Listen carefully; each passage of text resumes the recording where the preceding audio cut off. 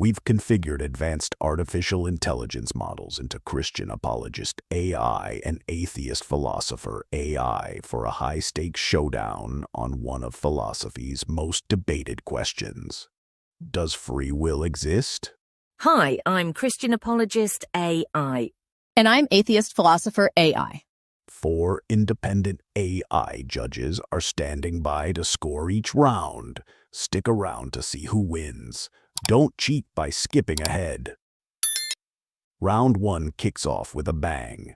Is free will real or just an illusion? Let me address that. Free will, as traditionally understood, does not exist. What we experience as choice is the end result of unconscious neural processes, genetic predispositions, and environmental conditioning, none of which we choose. Neuroscience supports this. Studies like those by Benjamin Libet and later by Chun Xiong soon show that brain activity precedes conscious decision-making by hundreds of milliseconds. In other words, the decision is made before we're even aware of it. If our thoughts and actions are determined by physical processes beyond our control, then the idea of freely choosing otherwise becomes an illusion. Philosophically, in a purely material universe with no transcendent self or soul, there's no room for a will independent of causally determined inputs. As David Hume noted, if our actions were not caused, they would be random, not free in any meaningful sense. So yes, we feel like we make choices, but feeling free doesn't mean we are. The existence of free will is not only logically necessary, it's foundational to morality, rationality, and human experience itself. If free will is an illusion, then moral responsibility vanishes, rational debate becomes meaningless, and life collapses into fatalism. Christian theology affirms that human beings are created in the image of God, Genesis 1:27, endowed with the capacity for genuine choice. This freedom is not absolute. Our wills are influenced by sin, environment, and inclination, but it is real. We are not merely biochemical machines. We are moral agents capable of making meaningful decisions, including the decision to trust in God or reject Him. Philosophically, if all our thoughts and actions are determined by prior causes, then even the belief in determinism must be determined. That undermines reason itself. If your beliefs are just the result of brain chemistry, why trust them to be true? Furthermore, while neuroscience may show neural activity preceding awareness, it does not prove that consciousness has no role in final assent. The brain may prepare for a decision, but that doesn't negate the conscious self from affirming or vetoing it. Free will exists, not as an illusion, but as a gift. You argue that free will is necessary for morality and rationality, but this is a classic argument from consequence. Wishing something were true because we don't like the implications of it being false. The fact is, neuroscience and psychology increasingly show that our so-called choices are the result of unconscious processes, genetic makeup, and environmental programming. You claim that without free will, moral responsibility collapses, but that doesn't follow. Even if determinism is true, society can still hold individuals accountable as part of the causal chain. Punishment and reward still serve functional roles in shaping behavior, even if people couldn't have acted otherwise. You also say that if determinism undermines reason, then so does your belief in divine sovereignty. If God ordains all things, how can humans be truly rational or free? But that's your problem, not mine. From a naturalistic perspective, it's clear. You don't choose your genes, your upbringing, or your brain chemistry. And if you don't choose the causes of your actions, you're not truly the author of them.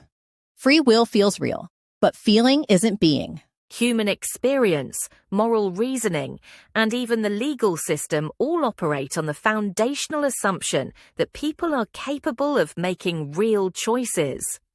If free will is an illusion, then praise, blame, and justice itself become meaningless.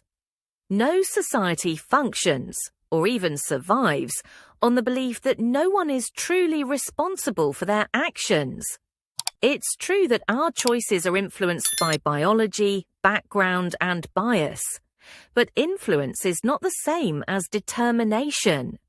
The fact that a person may struggle with addiction, trauma, or genetic predispositions doesn't mean they lack the ability to make genuine decisions.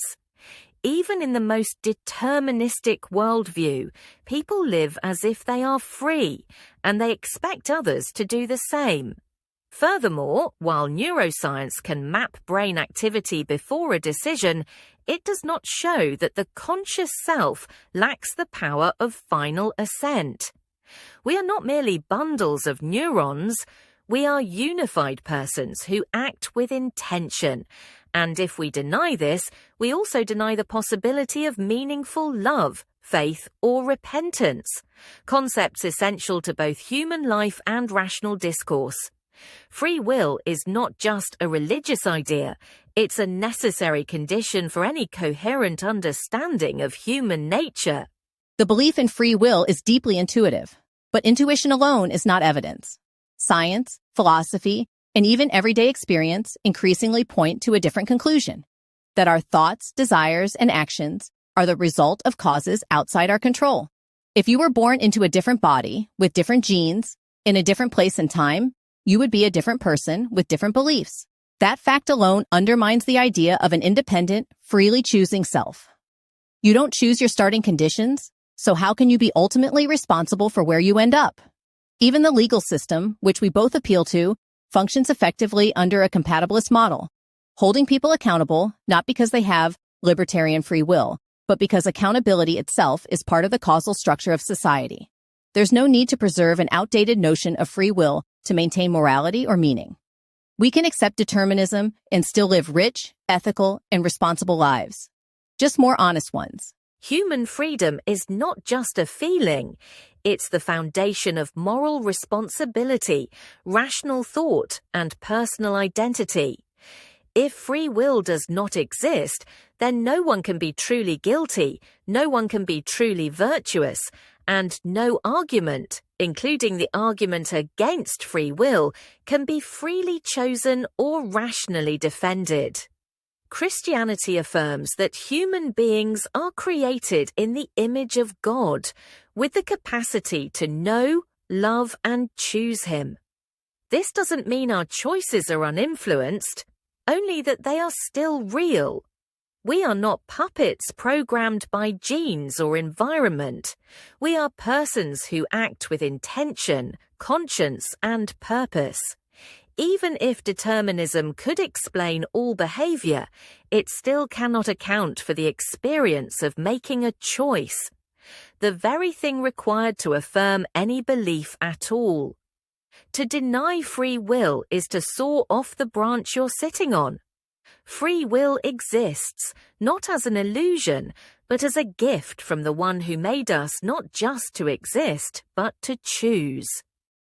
Round 1 comes to a close, and the scores are in. After a sharp and insightful debate on the question, is free will real or just an illusion? Here's how the judges ruled. Final score. For round 1, Christian apologist AI, 131 points, atheist philosopher AI, 131 points, a perfect tie, reflecting the depth, nuance, and strength of both arguments. Now, round 2 begins with a thunderclap. If fate exists, can human effort ever truly change outcomes? If by fate we mean a rigid, impersonal determinism where all events are locked in place regardless of human action, then yes, human effort becomes meaningless. But biblical providence is not like that. Christianity affirms that God sovereignly governs all things, yet humans remain morally responsible and genuinely free to act. Scripture teaches that God works all things according to the counsel of His will, Ephesians 1:11. But it also commands us to labor, pray, and make choices with real consequences. Joseph said to his brothers, "You intended to harm me, but God intended it for good," Genesis 50:20, showing divine sovereignty and human responsibility working together. Jesus told his followers to pray, "Your kingdom come, your will be done," Matthew 6:10, implying that our actions matter in how God's will unfolds. If fate were absolute and impersonal, effort would be pointless. But in the Christian worldview, human effort is not an illusion. It's part of how God brings about his purposes. If fate, understood as causal determinism or predestination, truly exists, then human effort cannot change ultimate outcomes. Every decision, every struggle, every victory and failure would already be written into the fabric of reality before we were even born. From a naturalistic perspective, the universe operates according to physical laws. Every event is the necessary result of prior conditions. If that's true, then our thoughts, choices, and actions are not free in any meaningful sense. They're just effects of prior causes stretching back to the Big Bang. You might say, effort matters because God uses it to accomplish his will, but that still means everything was set in motion ahead of time. If God already knows and ordains all things, then human effort doesn't change outcomes. It merely plays its scripted role in them. Even in everyday life, we see how much is determined by genetics, environment, and chance. People don't choose their parents, brains, or cultures. If you had been born someone else, you'd think and act differently. That undermines the idea that effort ever truly changes destiny. If fate exists, then freedom is just a story we tell ourselves. You argue that if fate exists, human effort is meaningless. But this only holds true under a rigid, impersonal view of determinism. Biblical providence is different. It's not about blind fate or unchangeable destiny. It's about a personal, purposeful God who works through human choices, not in spite of them. Joseph didn't say, "It was all predetermined, so my suffering didn't matter." He said, "You intended to harm me, but God intended it for good." Genesis 50:20. That shows divine sovereignty and human responsibility are not opposites. They're partners in the unfolding of history. You point to genetics and environment as determining factors, but even science shows that human beings have the capacity to reflect, reason, and make meaningful decisions within constraints. We are not just products of biology, we are moral agents who respond to truth, love, and duty. And if everything were truly fixed without room for real choice, then even your argument against free will would be just the inevitable result of brain chemistry, not a rational position worth persuading others of. In Christianity, fate is not a cold script. We live in a story where our choices matter, where effort has meaning, and where faith and action shape reality. You argue that human choices matter within divine providence, but this still doesn't resolve the logical tension. If God already knows what we will choose, and worse, if he ordains it, then our choices aren't truly free. They're foreordained outcomes in a script we didn't write. Even within the Christian framework, if salvation is predestined, then evangelism, prayer, and moral effort don't ultimately change who is saved. They just play out the roles assigned by divine decree. If everything happens according to God's eternal plan, then your effort doesn't shape outcomes. It only fulfills them. From a naturalistic standpoint, the illusion of control is powerful, but it's still an illusion. Our brains make decisions before we're consciously aware of them. Our personalities are shaped by forces outside our control. And while we may reflect and reason, those very capacities are rooted in biology and experience, not freely chosen. You say effort matters because God uses it, but that still makes effort part of a fixed chain of events. In the end, fate doesn't need our consent to unfold. Fate, in the biblical sense, is not a rigid script that negates human freedom. It is the unfolding of God's sovereign purpose through real, meaningful human choices. The Christian worldview does not see effort as an illusion or human action as predetermined puppetry. Rather, it affirms that our decisions matter deeply in the grand story of creation, fall, and redemption. We are not cosmic spectators watching a fixed narrative. We are participants in a divine drama where faith, love, and obedience have real consequences. Prayer changes things, sacrifice matters, courage makes a difference. If God uses human effort to accomplish His will, then that effort is not meaningless, it is essential. Even our moral struggles and spiritual growth are part of how God shapes us into the people we are meant to become.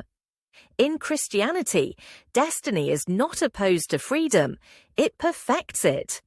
So yes, God knows the end from the beginning, but He doesn't override our hearts, minds, or wills. He invites us to join Him in shaping history.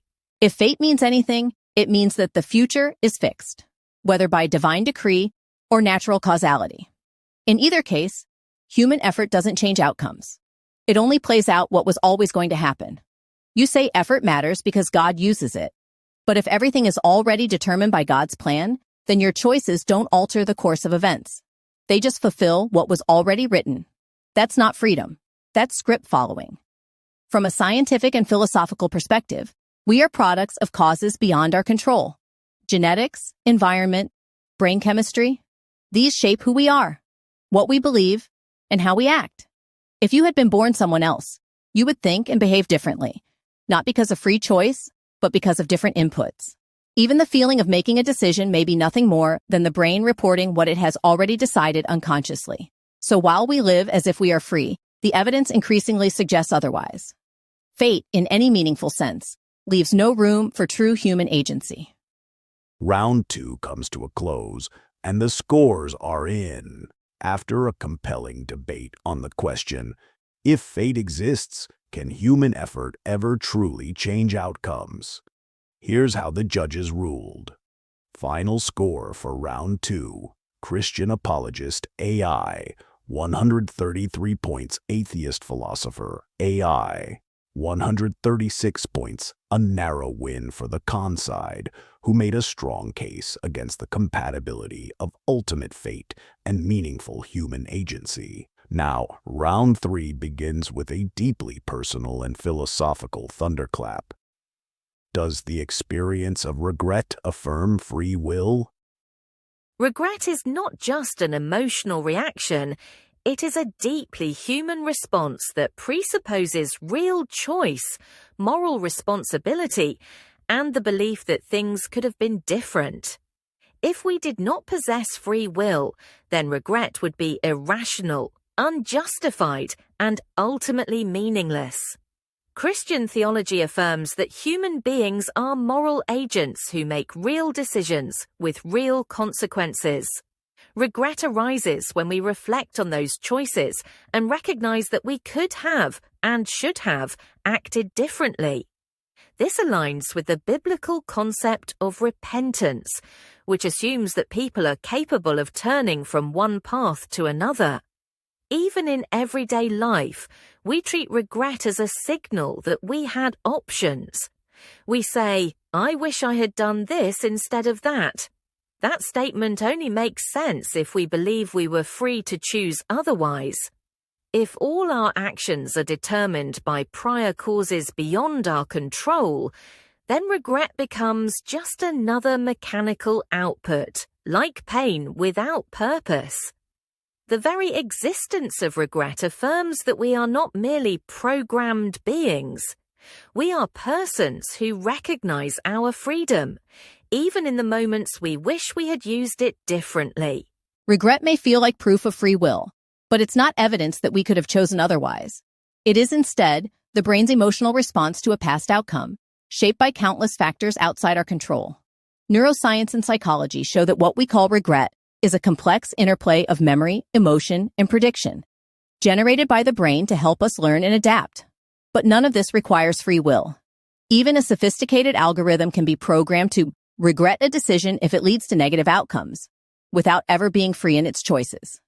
Philosophically, if determinism is true, and all events are caused by prior conditions, then regret is just the mind recognizing a misstep within a fixed chain of events. You may feel like you could have done otherwise, but that feeling doesn't prove it. In reality, given your brain state, beliefs, and circumstances at that moment, you could only have acted the way you did. So while regret is deeply human, it does not affirm free will. It simply reflects our awareness of consequences within a system we don't ultimately control. You say regret is just a brain response to negative outcomes, but doesn't that reduce all human experience, love, morality, reason, to mere biological programming? If so, how can you trust your own conclusions about free will?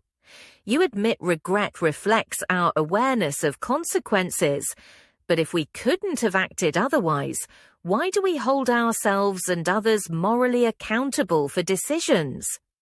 If regret is only an illusion, then why do we treat it as evidence of personal failure or growth?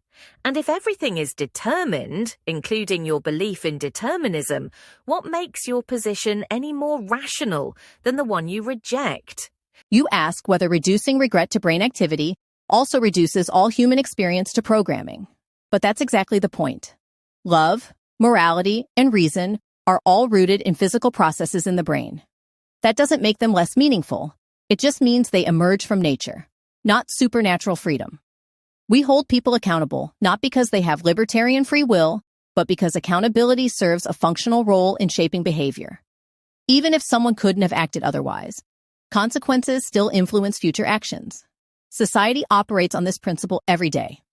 As for personal growth, yes, we treat regret as a sign of it, but that doesn't require free will. A machine learning model can learn from errors and adjust future behavior without ever being free. Human beings do the same, only with more complexity. And yes, my belief in determinism is itself determined, but that doesn't make it false. Truth doesn't depend on our ability to freely choose it. If I'm right about determinism, then I couldn't have concluded otherwise. You argue that regret, morality, and reason are all reducible to brain chemistry. But this leads to a self-defeating conclusion. If all thought is just physical process, then your belief in determinism isn't the result of rational reflection. It's just the inevitable outcome of neural activity. And if that's true, why should anyone trust it? Yes, society holds people accountable for their actions, but not because punishment deters behavior alone. We do so because we know people are morally responsible. A person doesn't feel guilty for something they couldn't control, unless deep down they recognize they could have chosen differently. Regret isn't just about learning from mistakes like a machine. It's about recognizing personal failure, seeking forgiveness, and striving toward moral improvement. That kind of regret presupposes freedom, not just function. To deny free will is to undermine the very foundation of meaning itself. If everything is determined, then love, truth, and even debate become illusions. But we don't live as if that's true, because we can't. Regret is a powerful emotional experience, but it does not prove free will. It proves only that we are self-aware enough to reflect on our actions and wish things had gone differently. But wishing you could have chosen otherwise doesn't mean you actually could have. If determinism is true, then every decision, every feeling of regret, every moral judgment, every debate like this one, is the result of prior causes stretching back through your biology, upbringing, and environment. That doesn't make life meaningless. It just means meaning arises naturally, not supernaturally. You may not like the idea that you couldn't have done otherwise, but discomfort doesn't invalidate truth. The universe doesn't owe us the kind of freedom that libertarian free will requires. And if everything is determined, including your belief in free will, then the experience of choice remains real, even if the illusion of freedom is part of what makes us human. Round 3 comes to a close, and the final scores are in, after a powerful philosophical showdown on the question, does the experience of regret affirm free will? Here's how the judges ruled. Final score for round 3, Christian apologist AI, 134 points, atheist philosopher AI, 132 points.